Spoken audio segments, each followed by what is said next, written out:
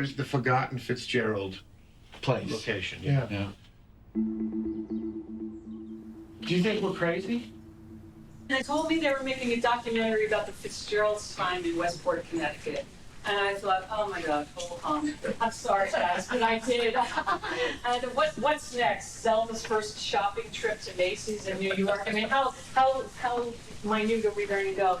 And then they started talking to me about the subject of the documentary and what they were finding. And they eventually showed me the rough cut that you're going to see. And it's fascinating. So I'm going to turn things over to them. In acute agony and despair, we at last forcibly left the Commodore, bought a car, threw our bags in the back seat, and set out. "We're lost now," complained Anthony. "Read that sign. Marietta, 5 miles. What's Marietta? Never heard of it, but let's go on.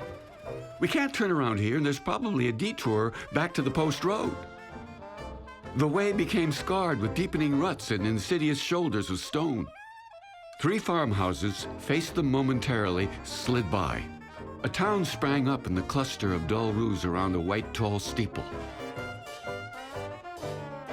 Arrived here at 9 o'clock this morning and immediately found the slickest little cottage on the Sound. Now we're in the most jovial mood imaginable. Since we're sitting in the gray house, which is the actual house that Scott and Zelda lived in the summer of 1920, shortly after they were married. And so it was really their honeymoon cottage. It was only one summer, but in the novel, it takes place over a 2-year period. And so this house is a very significant setting within the novel, Beautiful and Damned. They actually live here in the fictional world much longer than in the real world. And in the novel, it's referred to as the Gray House on several occasions. It was dark when the real estate agent of Marietta showed them the Gray House. They came upon it just west of the village, where it rested against a sky that was a warm blue cloak buttoned with tiny stars.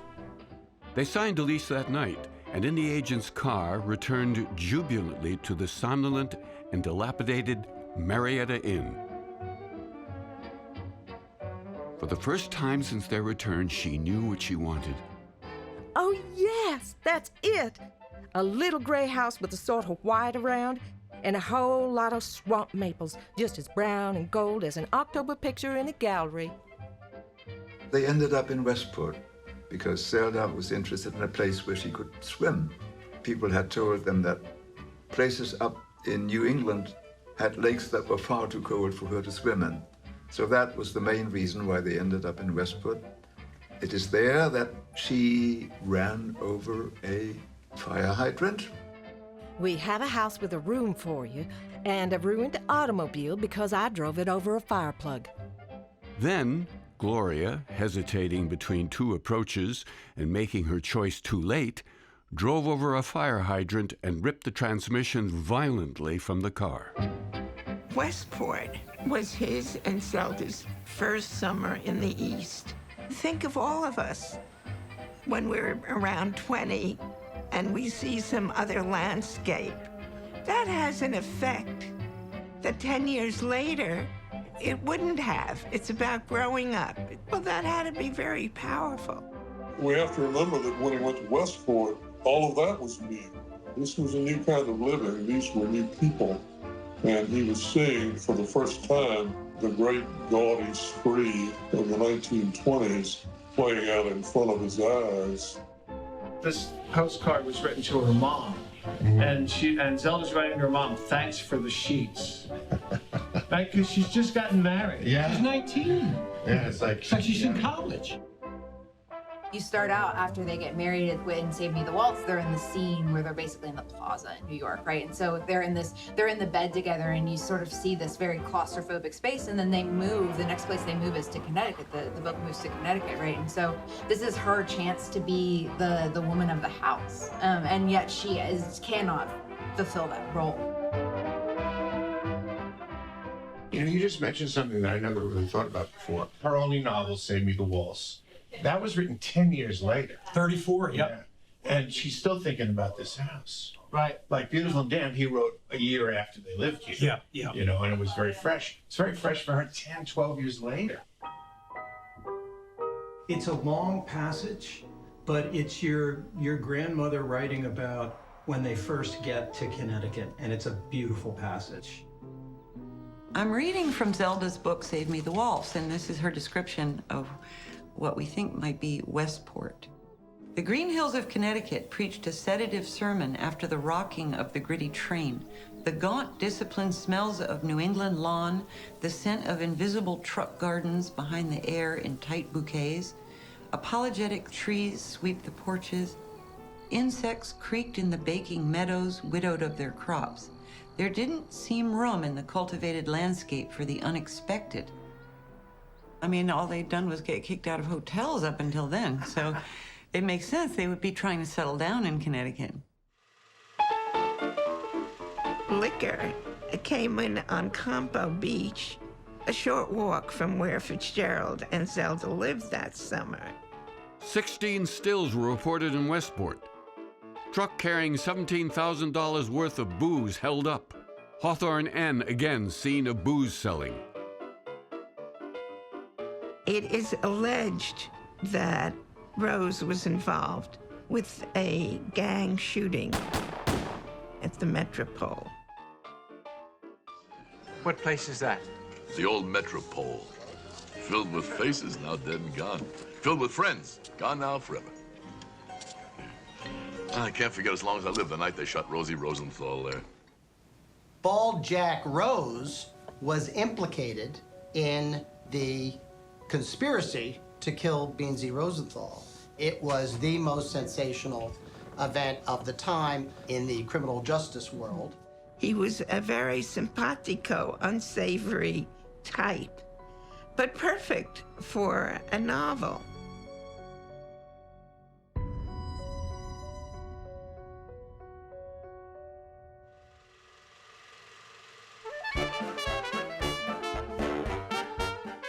Outside the window, gray roads pulled the Connecticut horizon from before and behind to momentous crossing. A stone Minuteman kept the peace of the indolent fields.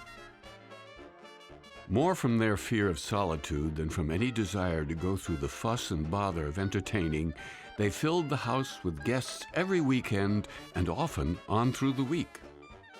We've been having a gay time, drinking too damn much. I don't think Zelda was painting yet, and I don't think, and Scott was probably working a good part of the day, and I don't think they had any breaks on their drinking. I think they were still learning to party. It's been reported that Zelda loved to go skinny dipping at Hendricks Point, which was just beyond there, so she could have just walked out the back door. They reveled in the orgies of Westport. Arthur on the rocks. Tried to take a country road and he lost the wheel. The party on its way to the Miramar Inn. Fitzgerald in his ledger. I would suggest taking a look at his time period in Westport. 1920. Revelry and marriage. The rewards of the year before. The happiest year since I was 18. 1920 was the magic year in Fitzgerald's life. I don't think he was ever as happy again. In 1919, I had made $800 by writing. In 1920, I had made $18,000. I always felt a story in the Post was tops, a goal worth seeking. It really meant something, you know?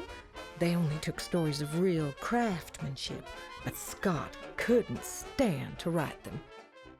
Westport was a formative experience for Fitzgerald. When he lived there, he was existing hand-to-mouth on short fiction that he wrote for the high-paying magazines. You have to remember that Fitzgerald did not inherit money. He didn't have a trust fund. He didn't marry money. He had to earn his money day by day by going to the work table, and he was quite disciplined about it. In his personal life, he was undisciplined and ragged. But in his professional life, he got down to business. In Scott's essay, The Cruise of the Rolling Junk, written while in Westport, he was already worrying about money. We're living above our income, and all we've got to show for it is a farmer's car and a few clothes. Don't let the victor belong to the spoils. You mean write trash? Richard considered. But the really awful days aren't when I think I can't write. They're when I wonder whether any writing is worthwhile at all. I mean, whether I'm not a sort of glorified buffoon. But he published some of his best stories while he was in Westport. Mayday, The Cut Glass Bowl, Bernice Bobs Her Hair, and The Ice Palace, which is one of my favorites.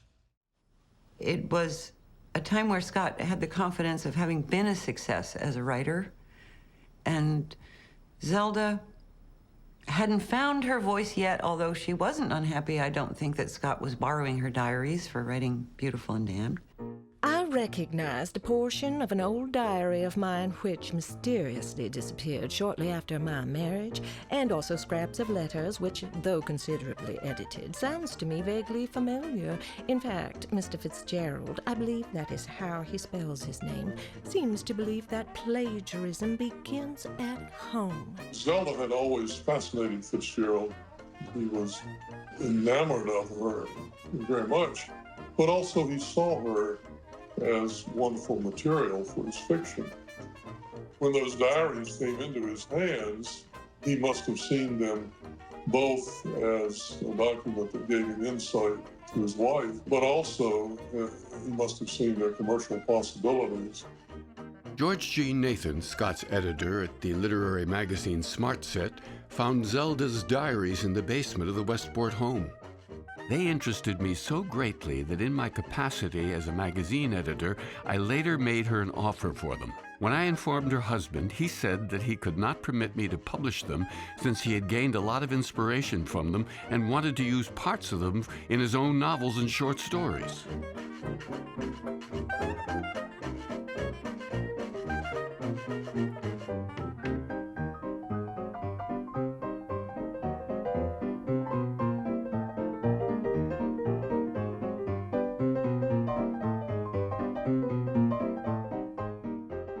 I am very sorry to hear that your husband is neglectful of his duties to you in the way of chewing gum. That is the way husbands get after 5 months of marriage. Zelda knew how to tantalize men. She was very good at it, and most of them understood not to take it too seriously. But apparently George Jean Nathan did, and he had a serious thing for Zelda. So much so that Scott had to have a little talk with him. Many years after leaving Westport, Zelda painted a lampshade featuring some of the places they'd lived, including the Gray House in Westport.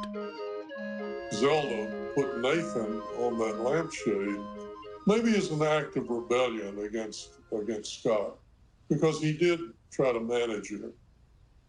She was pretty unmanageable, though. I don't think he had much success. One more thing we found interesting is the Great Neck House isn't on that lampshade where they spent the most amount of time, but Westport is. In May of 2015, the Fitzgerald Great Neck home went on the market. It garnered worldwide coverage in such media outlets as the BBC, the Wall Street Journal, and the New York Times. That same month, the Fitzgerald Westport home finally sold. It barely generated local press, let alone international coverage. The Fitzgeralds spent a lot of time with Scott's Princeton friends, including Alexander McKaig, who also kept a diary. The McKaig diaries are particularly valuable because though he was friendly with the Fitzgeralds, he also was somewhat disapproving. We're only the second people to contact you about this diary? Yes, that's correct. The other person was from either North or South Carolina. Great. And it was several years ago. McKaig's diary has been quoted by biographers, but it seems to be the same things quoted over and over. That's why we wanted to see it. Well, the reason the biographers are all quoting the same source is that they're quoting each other. We've read McKaig's diaries from start to finish and came up with some pretty startling revelations. Look at that, he comes back from the party, came back that night, very ill, exclamation point. Just 9 days after Scott's wedding, McKaig wrote, "Called on Scott Fitz and his bride. Latter temperament, small town, Southern belle. Chews gum, shows knees. I do not think marriage can succeed. Both drinking heavily. think they'll be divorced in 3 years. Scott will write something big, then die in a garret at 32. Many people envied the Fitzgeralds, and many of Fitzgerald's Princeton friends who did not take him seriously when he was an undergraduate there were astonished that he could become the kind of writer that he did. People fell in love not with Zelda and not with him, but with the two of them together. By the 4th of July, their partying had become as time-consuming in Westport as it had been in New York. Firemen made quick run to Minuteman but found no fire. Operator says alarm came from Fitzgerald's. They deny it. Some member of the family suggested that possibly someone came into the house during their absence and sent in an alarm. Fitzgerald's, from whose telephone central says the alarm came, deny it. Say they were out of the house, but will pay costs. Legend has it, when the fire chief asked Zelda where the fire was, she pointed to her breast. Did you ever read this short story, The Cruise of the Rolling Junk? No. It's like the first road story. We began to sing a song about biscuits. The song related how down in Alabama all the good people ate biscuits for breakfast, which made them very beautiful and pleasant and happy, while up in Connecticut all the people ate bacon and eggs and toast, which made them very cross and bored and miserable, especially if they happened to have been brought up on biscuits. When I was researching a book I wrote about my mother, I went to Montgomery, Alabama, and met one of Zelda's old childhood friends, Catherine Haxton, and they had danced together, they were belles together. One time, Catherine remembered, soon after Scott and Zelda were married, they drove to Montgomery unannounced. Judge and Mrs. Sayer had gone to New York, and the two couples missed each other, so Catherine got the benefit of the visit. One morning, Zelda was looking for a toothbrush. She called, "Scott, what'd you do with the toothbrush?" Didn't have but one. I thought that was the sweetest, most romantic thing I'd ever heard of. The joys of motoring are more or less fictional, and, too, we had to leave the car in Alabama.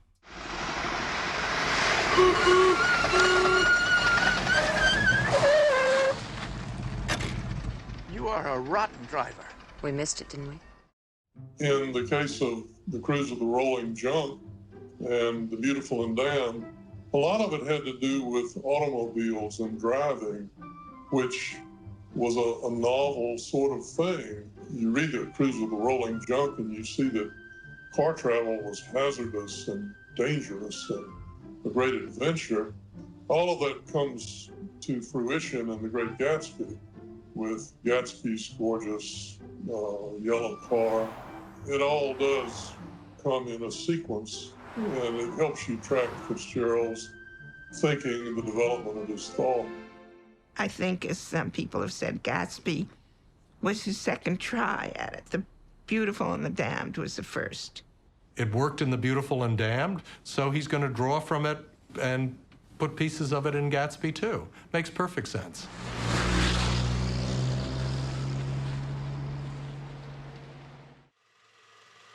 Who was Jay Gatsby modeled on?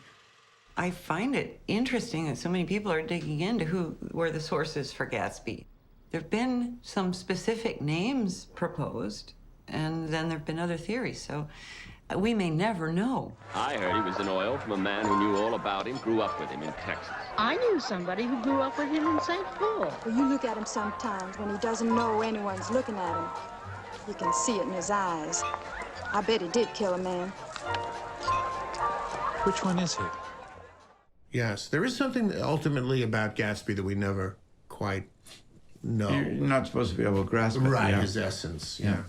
But I don't think there's any one person who served as a model for Gatsby. He took his experience, of course, as you're saying, it all comes from your own experience, but he blends different times of his life, different people he knew, with himself, and creates composites. In fact, Hemingway wrote him a famous letter criticizing him for that.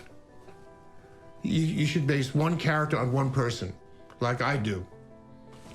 Like Really? Hemingway does, yeah. You could have the ambition and the pretense that you would be able to see so thoroughly into another person's character that no part of you would show up in the description. And I'm not sure I believe No, that. I don't either. And I think Fitzgerald wrote him back and rejected. It all converges on Gatsby, and Gatsby is inexhaustible. All those people who claim to have a piece of Scott's original raw material in their community, they might have a partial truth. Everyone's colored by their own prejudice of where they grew up. So when we interview people from Long Island, they're all convinced Gatsby's from Long Island. The danger of writing a book about Gatsby is that you then hear from all these people all over the world who've got the key. We're not supposed to read Gatsby and think Westport. That wasn't Fitzgerald's intention. He wanted us to read Gatsby and think Long Island. But since he didn't have those experiences on Long Island, since they came out of his magic year of 1920 on Westport, where he had a beach, he had a cottage next to a mysterious recluse, that's what he's using as his model. I think the interesting thing about all of these speculations and surmises and everything is that it's great if it enlivens the book. It's awful if it weighs it down. My father was on the scene when we started to lose our way during Gatsby's time, and he recorded it all. The generosity, the greed, the innocence, and the cynicism, the magnificence and the waste that was America between the two world wars. People read him now for clues and guidelines, as if by understanding him and his beautiful and damned period, they could see more clearly what's wrong. The thing that jumps out for me is she also puts in and his beautiful and damp period, which is... I can see that puts it right in your movie. Yeah.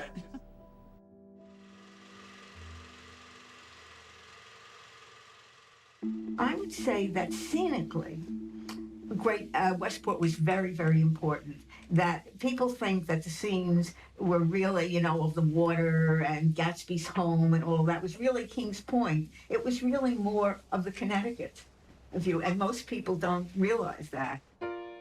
Again, the obvious that I missed for decades reading the book, you can look out across the water and see a dock and a green light. You can in Westport. He didn't have that experience in Long Island. No, I agree with all of that. It's really remarkable how Fitzgerald could carry those experiences and those images in his mind for years and years, and then call them up from the court of memory and set them down. In the novel, Nick lives in a little cottage next door to a big estate that goes down to Long Island Sound. It's one thing that makes you think that the Westport experience, brief as it was, made a lasting impression on Fitzgerald when he was conceiving this book. I had never thought of that before.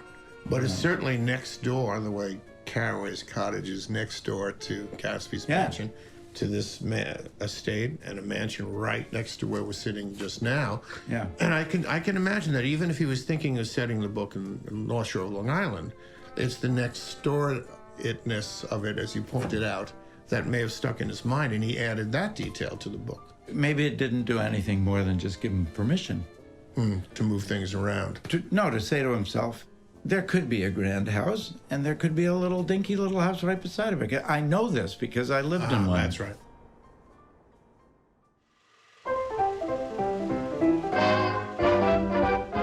My new novel, called The Flight of the Rocket, concerns the life of one Anthony Patch between his 25th and 33rd years. He's one of those many with the tastes and weaknesses of an artist, but with no actual creative inspiration. How he and his beautiful young wife are wrecked on the shoals of dissipation is told in the story. I hope it'll be in your hands by November 1st. There's this key scene in Beautiful and Damned where Gloria runs out of the house and goes to the train station after a big party. They're drunk. Anthony stumbles after her, and they end up on a train and in New York. And that exact scene is almost paralleled in the Alexander McKaig diary for September 15th. Zelda, drunk. Having decided to leave Fitz and having nearly been killed walking down railroad track, blew in. Fitz came shortly after. He'd caught same train with no money or ticket.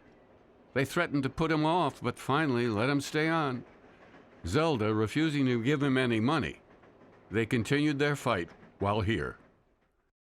She'd gone some distance along the barely discernible road, probably half a mile, past the single deserted barn that loomed up, black and foreboding, the only building of any sort between the gray house and Marietta.